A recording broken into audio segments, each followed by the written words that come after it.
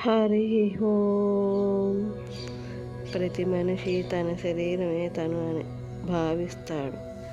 ఈ శరీరంలో ఉండగానే తాను శరీరం కాదనే సత్యాన్ని తెలుసుకోవాలి.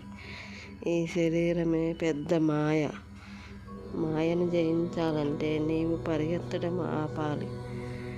ఎంతకాలం పరిగెడతావు? దేనికోసం పరిగెడతావు? ఎంత పరిగెత్తినా నీవు చివరిగా తెలుసుకోవాల్సిన స్థితి నీవు అంటే ఏంటనే స్థితి.